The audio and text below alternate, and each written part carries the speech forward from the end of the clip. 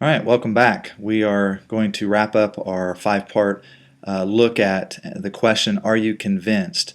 And I think you're going to, hopefully this last part, as we look at Colossians chapter 2, you're going to, hopefully this will be a good news for you. It will be encouraging to you. Last time, as we looked at this, we looked at the aspect of His power, Christ's power, extending over everything that's happened to us, everything that we've done, our sin, our shame, our guilt.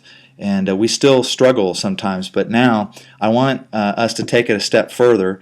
We looked at verse 10, we also looked at verse 14, but after our debt, or IOU, as we talked about, has been canceled, it's been ripped up, it's been taken care of. I want you to notice what is said by Paul in Colossians chapter 2, verse 15. And again, I'm reading it from the Message. I love the way that it says. It says, He, talking about Christ, stripped all the spiritual tyrants in the universe of their sham authority at the cross and marched them naked through the streets. Now, in the New American Standard, it says, when He had disarmed the rulers and authorities, He made a public display of them, having triumphed over them through Him. And then in NIV it says, and having disarmed the powers and authorities, He made a public spectacle of them, triumphing over them by the cross. Now, the reason why I think that this is important and why I want us to get this as we wrap this whole thought up of being convinced of God's power and His love and everything else is because He not only says it, but He then displays it, and He takes it a step farther. The imagery here that the Apostle Paul is using, it has two implications. One, it's when officials would be stripped of honor, like a president being impeached, but also the second one is military.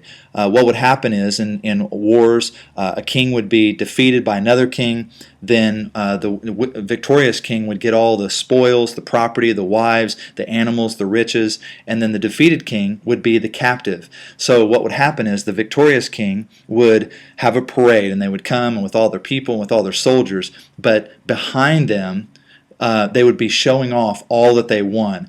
And so the loser, or the king that was defeated, would walk behind the winning king in chains, maybe to the chariot of the wheels, or depending on the time frame.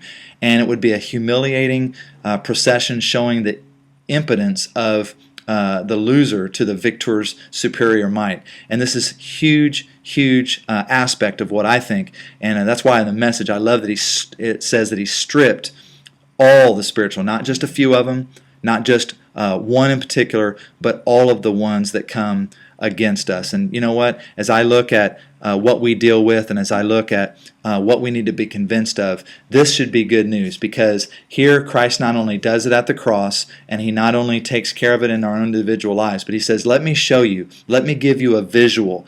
And although we're not seeing that, that's the imagery that Paul is trying to get across. So we need to remember, we need to be convinced when there's self-doubt, when people come against us, when the enemy is right in our ear and he tells us and he's screaming at us, you're not worthy, you can't do it, Christ won't ever forgive you. Jesus is doing that. And even while I'm speaking to you, I'm allowing God to do that same thing in me, helping me to understand I have to be convinced of that. I know I'm a failure. I know I have shortcomings just like any of us, but I have to be convinced. And so I hope that as we've looked at these 5 parts of being convinced and looked at different aspects, I hope that you will truly be convinced, and that you'll never forget that the song that we sing so often, your love never fails, it never gives up, it never runs out on me. And we need to remember that His power, His grace is more than enough.